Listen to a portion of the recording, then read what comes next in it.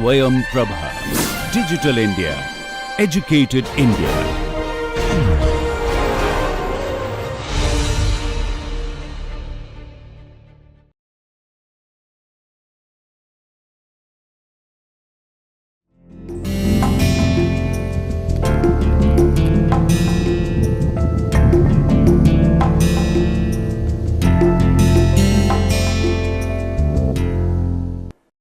Hello friends, welcome to the class of Maritime Law. I am Dr. Ashutosh Acharya, Senior Assistant Professor from Law Center 2, Faculty of Law, University of Delhi. Welcome to the lecture number 17. So far, friends, we had talked about ship, manning of ship, safety, security, construction of the ship, and different aspects pertaining to sailing of the vessel. Now, today in this lecture number 17 and the next lecture, that is lecture number 18, we will be discussing about a very pertinent topic, that will be seafarers' rights and responsibilities. So far, we have not in detail discussed about the crew, the members who actually run the ships, who play their vital role in sailing the vessel from one part of the world to another part of the world, from one part of the country to another part of the country. When they work from day to night, or when they put in their labor, whatever their work may be, whatever their designation may be, they also have certain rights and responsibilities. Until much later, these rights and responsibilities did not have clarification, or even if they were having clarification, either there was lack of implementation, or there was lack of rules pertaining to their rights and responsibilities. The modern day shipping allows the world to come together and sign an agreement to work for the rights and responsibilities of the crew, of the people who put in their labor upon the ship when the ship is on sea. When the ship is on sea, it is a closed area wherein in a hierarchical manner, different officers and members are present performing their tasks. Now, when they work similar to a worker who is working on land in a particular industry or in a particular workplace. This particular occupation that we see happening on the ship, when the ship is on sea or on dock or on any particular harbor or port, then they must also have certain rights and responsibilities, and these rights and responsibilities must be recognized under the law. So, therefore, at international fora, we see that Maritime Labour Convention 2006 has been signed. Not only MLC 2006, but also various other international documents are in place to take care of the subject matter which pertains to rights of those individuals working on the ship and responsibilities of the individuals that are functioning of the ship. So, let us go through in today's lecture and in the next lecture, that is lecture number 17 and in lecture number 18, the rights and responsibilities of the seafarers. Well, for an introduction, friends, the creation of an impressive treaty infrastructure governing seafarers' rights supervised by the ILO had taken place side by side with ongoing and widespread abuses committed against seafarers. So, it is a well known fact and a recognized fact also that seafarers' work has been overused, or the seafarers have been overutilized as far as their working at sea is concerned. There is nobody to check or survey and identify that whether they were subjected to certain abuses or not. So, therefore, being the primary body, that is the International Labour Convention, it has made various efforts to bring in seafarers under their domain of protection as well. They also require basic human rights, for example, pertaining to recreational activities, pertaining to safety as far as their health, which is of mental or physical being is concerned, as far as their sleeping is concerned, as far as food and lodging is concerned, as far as proper temperature is concerned, anything that makes human life comfortable or at least a little decent in order to survive at sea, should be available as far as seafaring is concerned. So, therefore, notwithstanding the International Seafarers Code, a compendium of some 70 ILO conventions and recommendations on maritime labor developed over a period of more than 70 years. The oceans remained a poor home for human rights and human dignity. Throughout the 20th century, the oceans were theatre to dehumanization and labor exploitation. The international shipping industry's race to the bottom in the non-observance of seafarers' rights was exacerbated further by the proliferation of flags of convenience or open registries. Fierce and intensely protracted competition in this industry, coupled with low treaty ratification rates and the haphazard and fragmented implementation of maritime labor standards globally, inexorably led to the marginalization of seafarers and their rights. The free-for-all situation in the observance and implementation of international maritime labor standards finds its ultimate justification in the principle of flag state sovereignty, which treats ships as extensions of national territory and gives primacy to national regulatory frameworks in the governance of social matters, including labor conditions on board. So, we do see, friends, that when there is sovereign rights applicable, it will prevail over any international obligation, general obligation in place. And with the argument and defense of sovereign rights, the nations, in order to promote their own shipping industry, would ultimately lead and achieve suppressing basic labor rights of the seafarers. This system had become increasingly and intolerably dysfunctional for the industry as a whole. The ship owners and the seafarers group representatives at the ILO joined in an unprecedented call to rationalize the international regulatory infrastructure governing maritime labor. This was the historic Geneva Accord of January 2001, an urgent plea for radical reform by the ILO Joint Maritime Commission, which demanded no less than an international regulatory response that would apply global standards to the entire industry. For the seafarers group, the time had come for an international bill of rights for seafarers. On the part of ship owners, there was a pragmatic reason for the more assertive international regulation of maritime labor. In the absence of a level playing field on maritime labor standards, ship owners that drive labor costs and conditions down will continue to enjoy an unfair competitive advantage over quality operators. Fair competition in the industry can only happen with a drastic reworking of the global regime of maritime labor standards. Attracting unanimous support from governments at the ILO, the catalytic Geneva Accord paved the way for the negotiation and eventual adoption of the Maritime Labor Convention 2006. The MLC 2006 is a signal achievement of the ILO for several reasons. First, it neatly consolidates the numerous conventions and recommendations applicable to maritime labor and updates these in a single instrument following a novel format combining hard law and soft law elements. All aspects of seafarers' working and living conditions are covered under 5 subject titles, and within these 5 subject titles we will see that there is part A and then there is part B. Wherever there is part A, it is mandatory for the states to comply, and wherever there is part B, it is recommendatory for the states to comply. So, these 5 subject titles are minimum requirements for seafarers to work on a ship, conditions of employment, accommodation, recreational facilities, food and catering, health protection, medical care, welfare and social security protection, and compliance and enforcement, each of which identifies in detail the rights and entitlements of seafarers.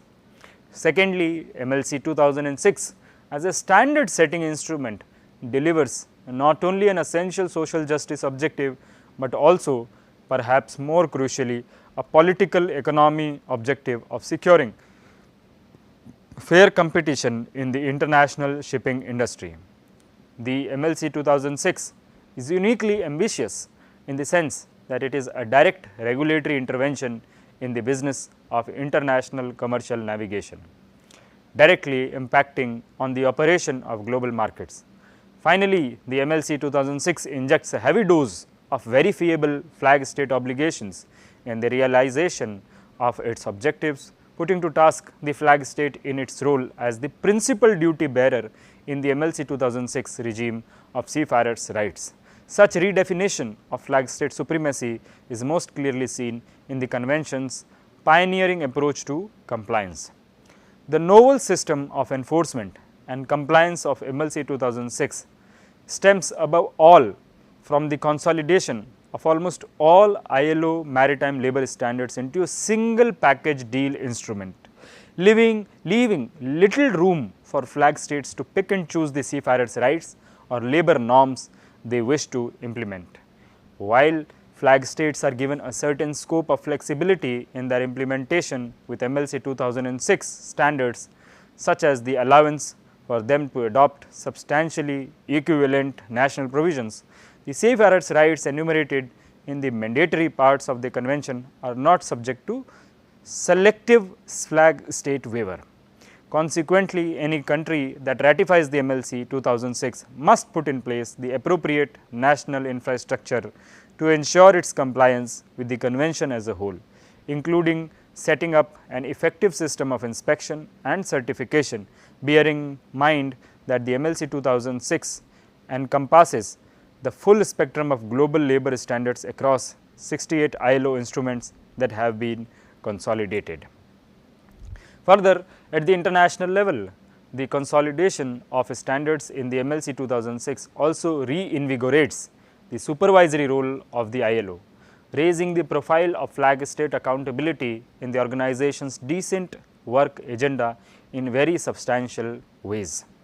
One new mechanism for this is the special tripartite committee created by the ILO governing body, which keeps under continuous review the workings of the MLC 2006. Another notable enhancement is the prescription of more rigorous and detailed periodic reports for submission to the ILO, not only by flag states but also by port states. Such reports providing information about methods used to assess the effectiveness of national systems of inspection. So, we will see when we will deal with MLC part by part, we will see that no stone has been left unturned as far as different aspects of labor convention are concerned or different aspects of maritime labor are concerned. Almost each and everything has been undertaken or has been taken to task with respect to implementation of obligation upon the flag state and or the port state. So, certain mandatory or certain important norms have been made to be a mandatory part and certain have been not made mandatory, but recommendatory part. So, part A and part B forms the part and parcel of each title detailing the maritime seafarers' rights and responsibilities. The most innovative and perhaps most far-reaching feature of the MLC 2006 to address the issue of flag state accountability regarding seafarers' rights is without doubt the wholesale recruitment of port state control in the convention's framework of enforcement and compliance. Since the 1980s, regionally coordinated assertions of port state jurisdiction have been key in compelling ship operators and flag states to comply with a host of IMO technical standards covering maritime safety, environmental protection and on-board working and living conditions, human element concerns. Today, PSC, that is port state control, has become an inseparable feature of the regulatory landscape for international navigation and shipborne trade. Review of certificates, detailed ship inspections, no more favorable treatment controls, correction of deficiencies on the spot and sanctions such as ship detention, naming and shaming underperforming ship and banning are some of the salient procedures deployed by port states to encourage and enforce compliance. The decades-long experience of port state control in addressing the central issue of substandard shipping have yielded sophisticated techniques and methodologies in enforcement and compliance. Example, differentiation of inspection types, development and deployment of computer information systems, calculation of ship risk profiles and company performances, consideration of objectively determined, overriding or unexpected factors justifying inspections, reporting obligations of ships and the methodical use of white, grey, black lists to track performance of flag states and recognized organizations.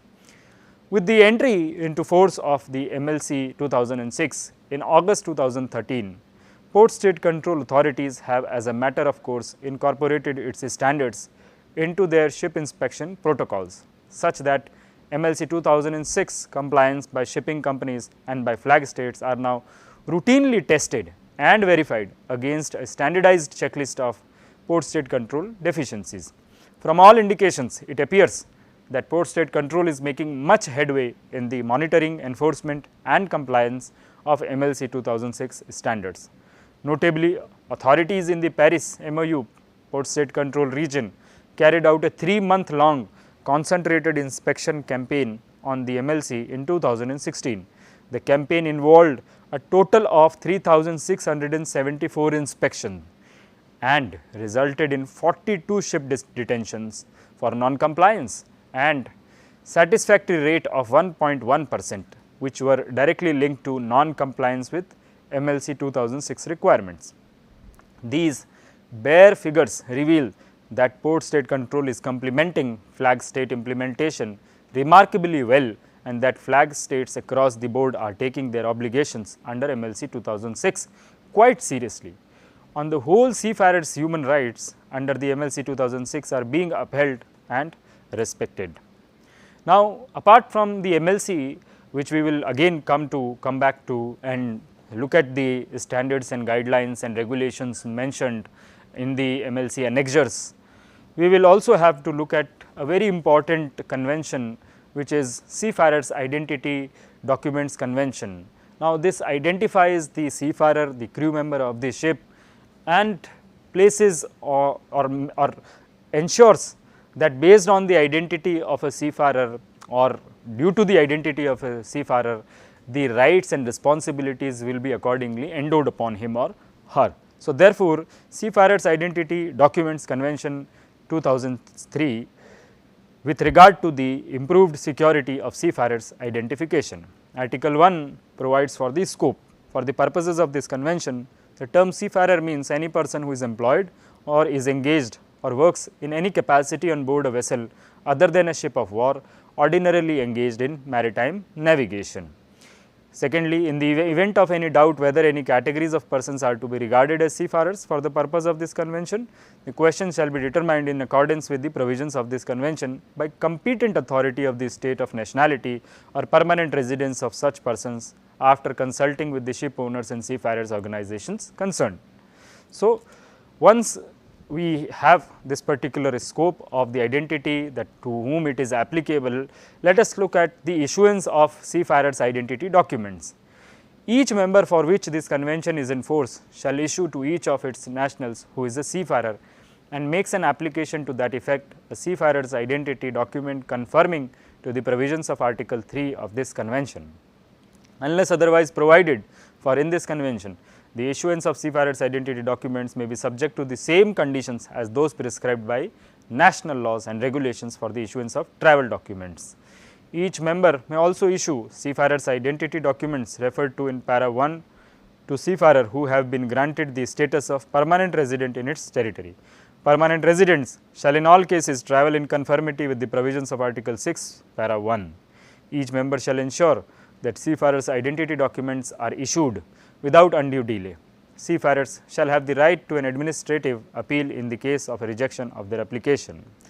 Further, if you look at Article 3, content and form, the seafarers identity document covered by this convention shall conform in its content to the model set out in Annex 1 here too. The form of the document and the materials used in it shall be consistent with the general specifications set out in the model.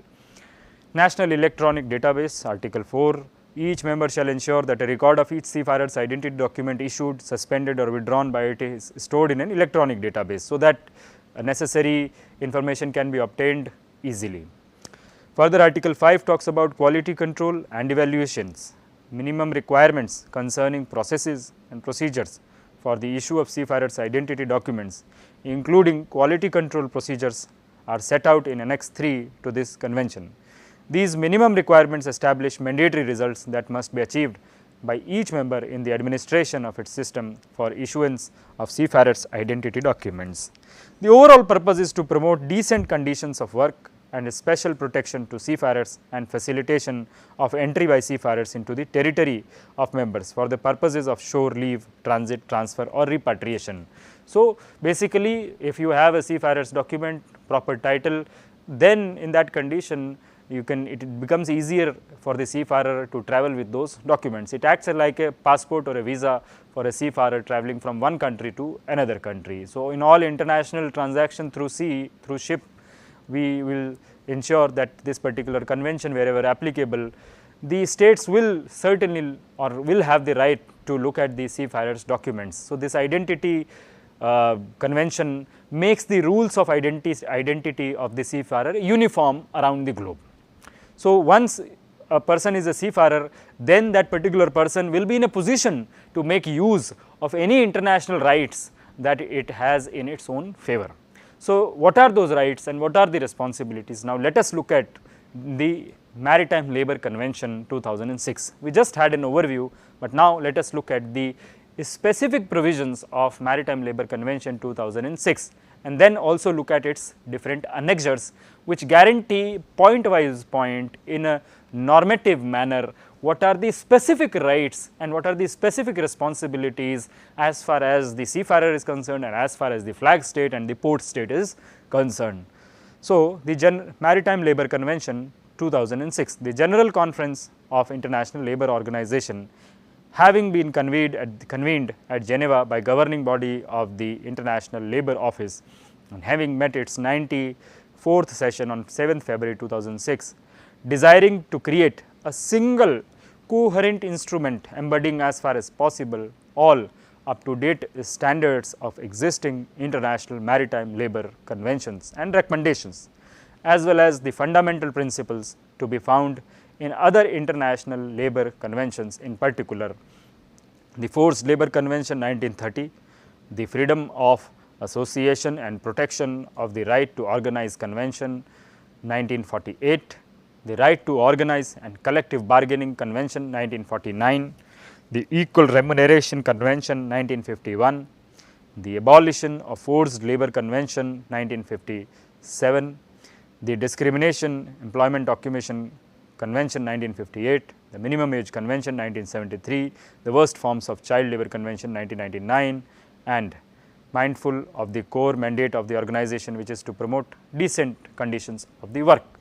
So, we see that certain various conventions which were already in existence, the purposes of those conventions and the norms of those conventions have also been consolidated in the Maritime Labour Conventions.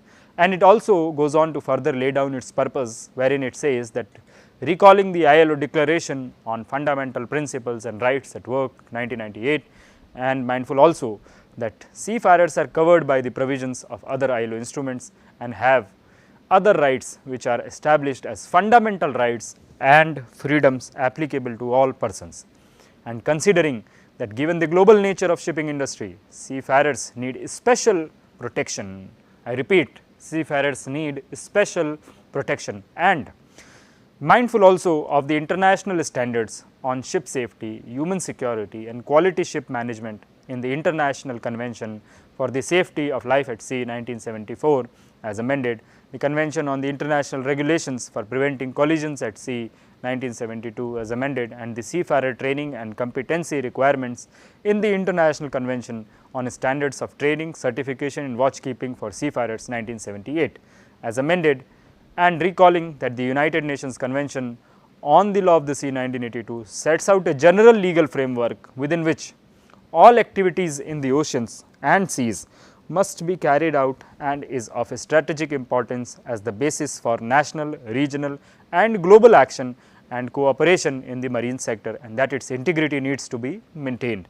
And recalling that Article 94 of the United Nations Convention on the Law of the Sea 1982 establishes the duties and obligations of a flag state with regard to inter alia labour conditions, crewing and social matters on ships that fly its flag.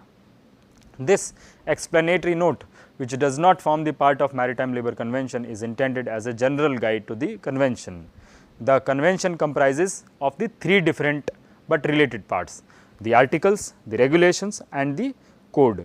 The articles and regulations set out the core rights and principles and the basic obligations of members ratifying the convention. The articles and regulations can only be changed by the conference in the framework of Article 19 of the Constitution of the ILO. The code contains the details of the implementation of the regulations. It comprises Part A, mandatory standards, as I have already told you, and Part B, which are non-mandatory and you can say recommendatory guidelines. The code can be amended through the simplified procedure set out in Article 15 of the Convention. Since the code relates to detailed implementation, amendments to it must remain within the general scope of the articles and regulations. The regulations and the code are organized into general areas under 5 titles. Title 1, minimum requirements for seafarers to work on a ship. Title 2, conditions of employment. Title 3, accommodation, recreational facilities, food and catering. Title 4, health protection, medical care, welfare and social security protection. Title 5, compliance and enforcement. Each title contains groups of provisions relating to a particular right or principle or enforcement measure in Title 5 with connected numbering. The first group in Title 1, for example, consists of Regulation 1.1, Standard A 1.1 and Guideline B 1.1 relating to minimum age.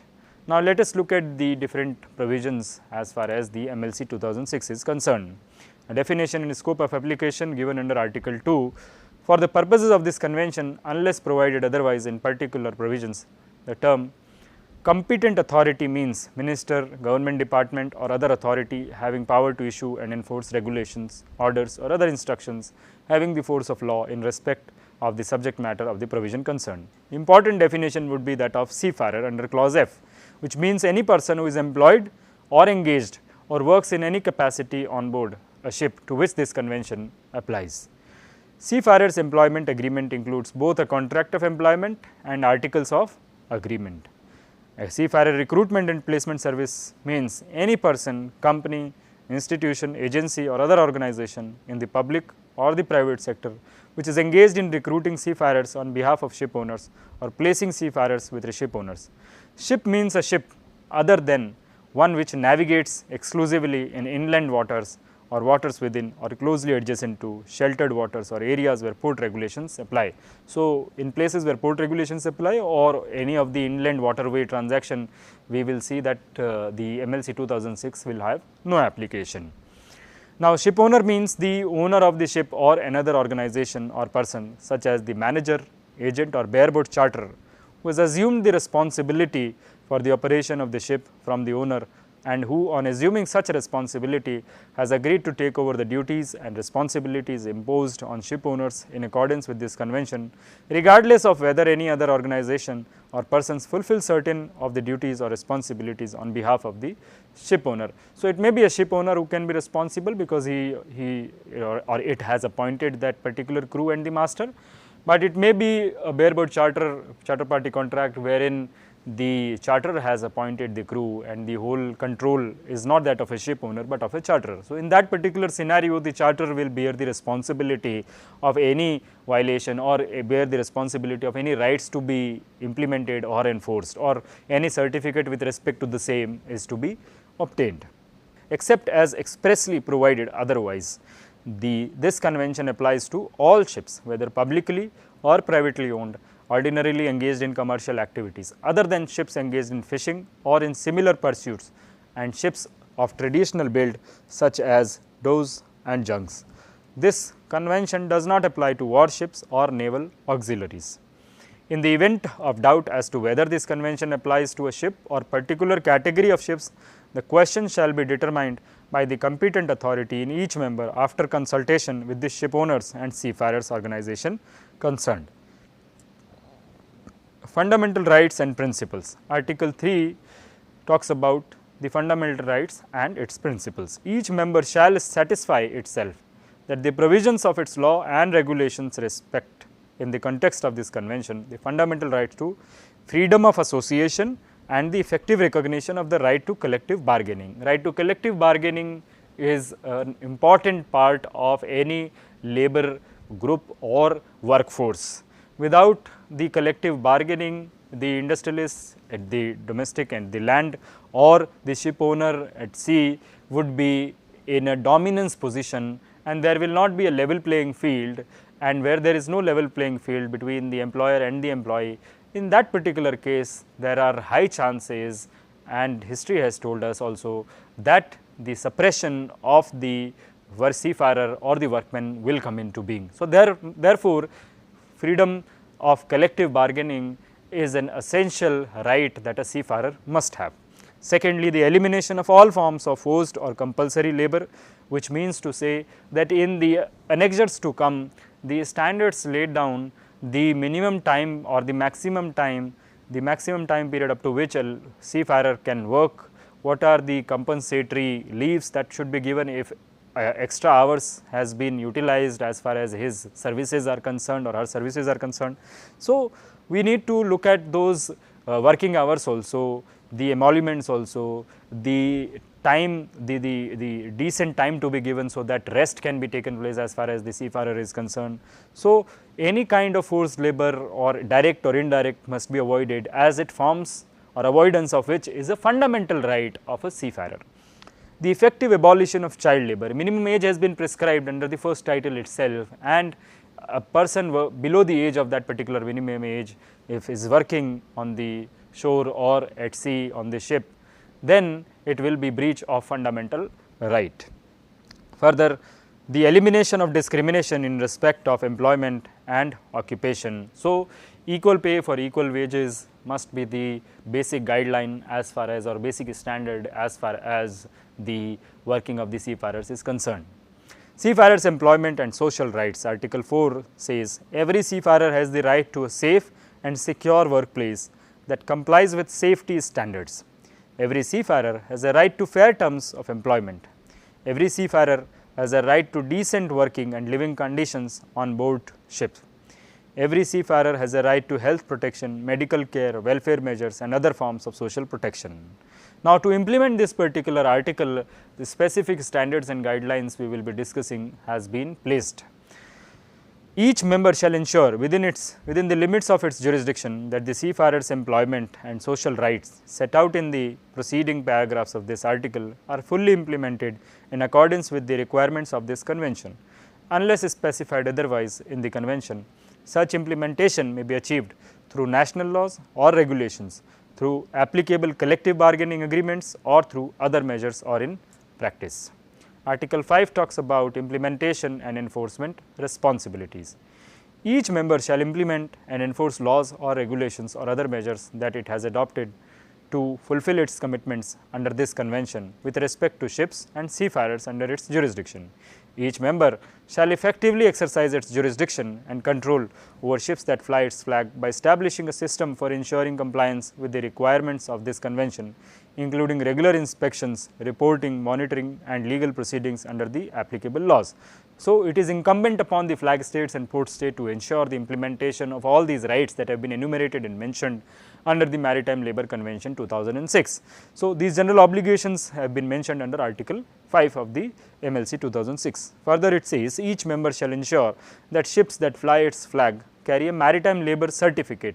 Important to note that it must carry maritime labour certificate and a declaration of maritime labour compliance as required by this convention. A ship to which this convention applies may, in accordance with international law, be inspected by a member other than the flag state when the ship is in one of its ports, to determine whether the ship is in compliance with the requirements of this convention. Each member shall effectively exercise its jurisdiction and control over seafarer recruitment and placement services if these are established in its territory.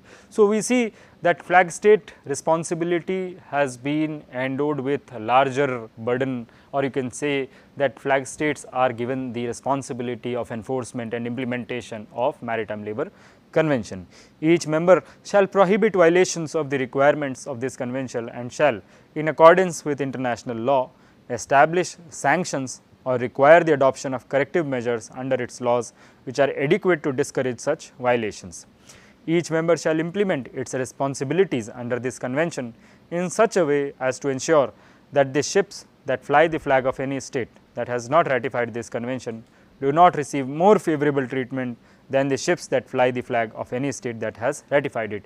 So, here we see that where the implementation comes into being, the flag state or the port state largely must not discriminate between a ship that is complying and the ship that is not complying. The ship that is not complying can always claim that I am not bound by the laws of Maritime Labour Convention and therefore will be exempted. But here we must see that a ship which is not complying with the MLC must be discouraged from taking up such a particular stand. Therefore, it will ultimately encourage the other states also to accept the standards, international standards pertaining to labour convention. Now, friends, we will look at the titles which have been mentioned as far as the Maritime Labour Convention is concerned. Now, these 5 titles deal with 5 different headings and 5 different aspects of compliance as far as the rights and responsibilities of a seafarer is concerned. In this particular lecture, we will discuss and in detail the 2 titles which have been mentioned in the Maritime Labour Convention. The other 2 titles, that is title 3 and title 4, will be discussed in the next lecture, that is lecture number 18. Somehow we will not touch upon the title 5 as it only talks about enforcement and implementation. So, therefore, the focus of our discussion would be the rights and responsibilities specifically identified and mentioned in title 1 and title 2 as far as today's class is concerned. So, let us start with title 1, which talks about minimum requirements for seafarers to work on a ship. Now, regulation 1.1 says minimum age to ensure that no underage persons work on a ship. No person below the minimum age shall be employed or engaged or work on a ship. The minimum age at the time of the initial entry into force of this convention is 16 years. So, any person below the age of 16 years will not be allowed, or if it is found that the person below the age of 16 years is working, it will be deemed to be violation of fundamental right of the Maritime Labour Convention. The higher minimum age shall be required in the circumstances set out in the code. Now, standard A 1.1. Now, standard A would mean here the mandatory part for the flag state or the port state, the states that have ratified the convention, and it says the employment, engagement or work on board a ship of any person under the age of 16 shall be prohibited. Night work of seafarers under the age of 18 shall be prohibited. For the purposes of this standard, night shall be defined in accordance with national law and practice. It shall cover a period of at least 9 hours starting no later than midnight and ending no earlier than 5 am. So, different national laws have different understanding with respect to morning time and night time. So, as per the flag state jurisdiction or as per the laws of the flag state, we will identify what is the night time, and a person below the age of 18 years will not be allowed to work at night. Thirdly, an exception to strict compliance with the night work restriction may be made by the competent authority when the effective training of the seafarers concerned in accordance with established programs and schedules would be impaired, or the specific nature of the duty or a recognized training program requires that the seafarers covered by the exception perform duties at night, and the authority determines after consultation with the ship owners and seafarers organizations concerned that the work will not be detrimental to their health or well-being. Fourthly, the employment, engagement or work of seafarers under the age of 18 shall be prohibited where the work is likely to jeopardize their health or safety. The types of such work shall be determined by national laws or regulations or by the competent authority after consultation with the ship owners and seafarers organizations concerned in accordance with relevant international standards. Now, next is guideline B 1.1 with respect to minimum age. Now, guideline B means that it is recommendatory or non-mandatory rule which a flag state can follow. When regulating working and living conditions, members should give special attention to the needs of young persons under the age of 18. Now, what are the special needs of the young persons is upon or is incumbent upon the flag state to identify, and then accordingly it may implement or may leave it also. Regulation 1.2 talks about medical certificate. To ensure that all seafarers are medically fit to perform their duties at sea, seafarers shall not work on a ship unless they are certified as medically fit to perform their duties. Standard A 1.2, medical certificate. Now, again we are talking about a standard with respect to medical certification. Earlier we were talking about minimum age, now we are talking about medical certificate, and we will look at under these standards the mandatory rules or norms that are to be followed by the states. The competent authority shall require that prior to beginning work on a ship, seafarers hold a valid medical certificate attesting that they are medically fit to perform the duties they are to carry out at sea. In order to ensure that medical certificates genuinely reflect seafarers' state of health in light of the duties they are to perform, the competent authority shall, after consultation with the ship owners and seafarers organizations concerned and give due consideration to applicable international guidelines referred to in Part B of this code, prescribe the nature of the medical examination and certificate. This standard is without prejudice to the International Convention on Standards of Training, Certification and Watchkeeping for Seafarers 1978. A medical certificate issued in accordance with the requirement of STCW shall be accepted by the competent authority. Further, we see that the medical certificate shall be issued by a duly qualified medical practitioner, or in the case of a certificate solely concerning eyesight, by a person recognized by the competent authority as qualified to issue such certificate.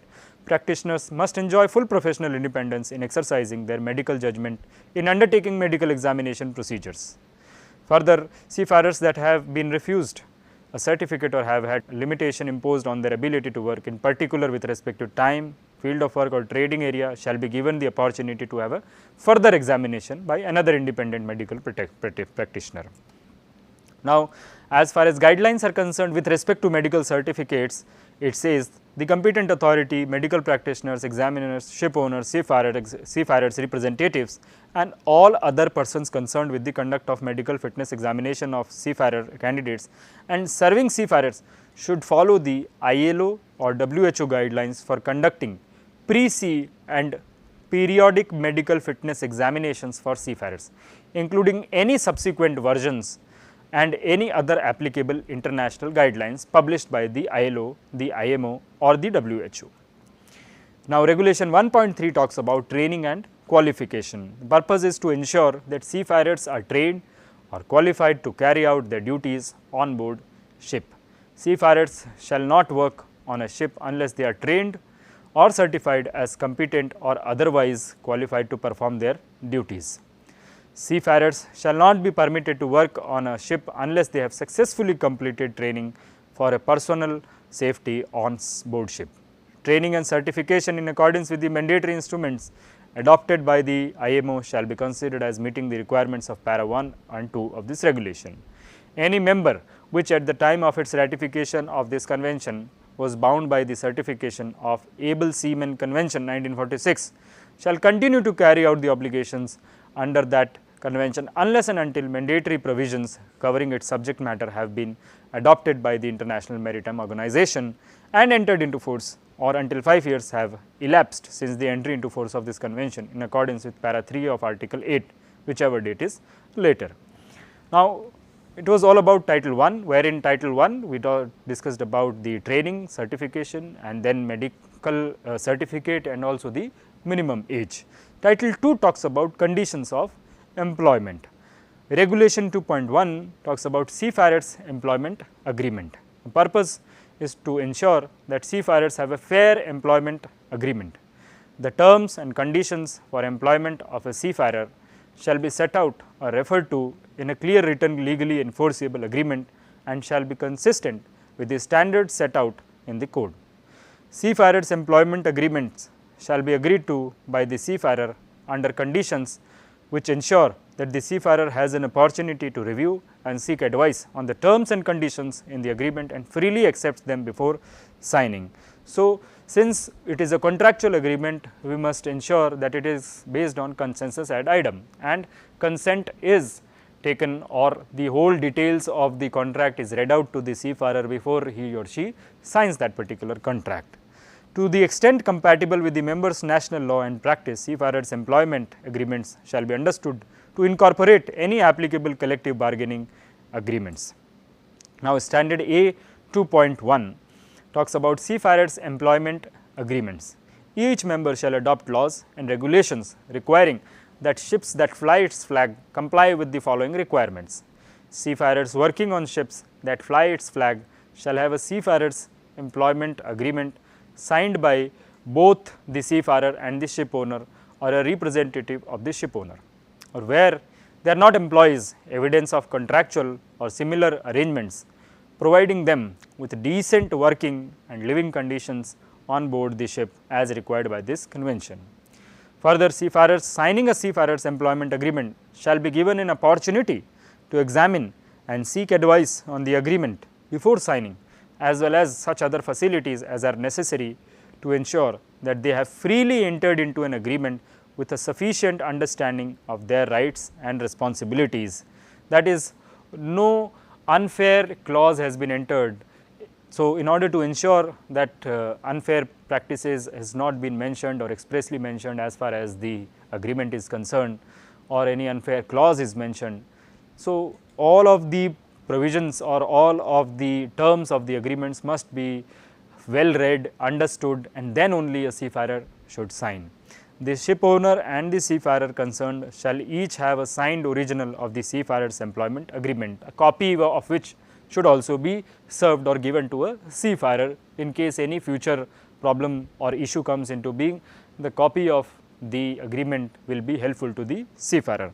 Measures shall be taken to ensure that clear information as to the conditions of their employment can be easily obtained on board by seafarers, including the ship's master, and that such information, including a copy of the seafarer's employment agreement, is also accessible for review by officers of a competent authority, including those in ports to be visited, and seafarers shall be given a document containing a record of their employment on board the ship.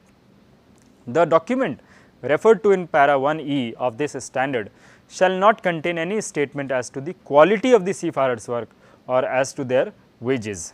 The form of the document, the particulars to be recorded, and the manner in which such particulars are to be entered shall be determined by national law. Each member shall adopt laws and regulations specifying the matters that are to be included in all seafarers' employment agreements governed by its national law. Seafarers' employment agreement shall in all cases contain the following particulars.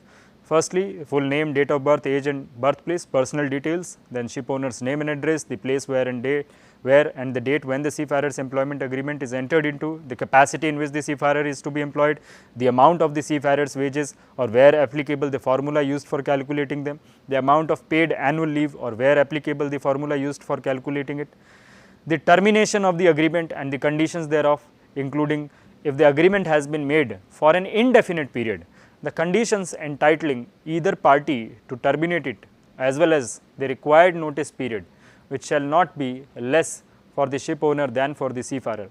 If the agreement has been made for a definite period, the date fixed for its expiry, and if the agreement has been made for a voyage, the port of destination and the time which has to expire after arrival before the seafarer should be discharged.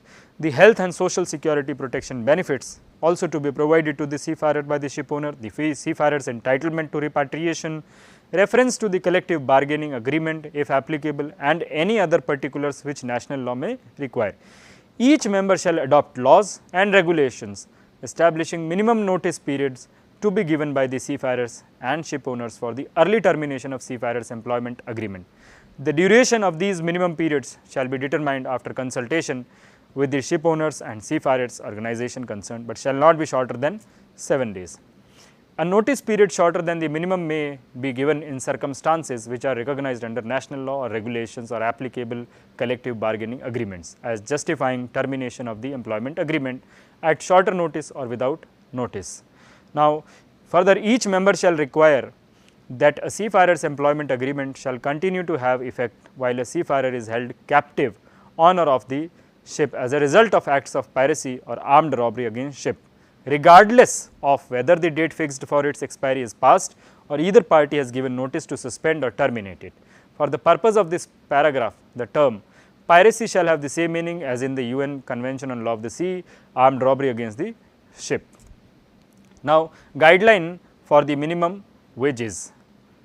Without prejudice to the principle of free collective bargaining, each member should, after consulting representative ship owners and seafarers organization, establish procedures for determining minimum wages for seafarers.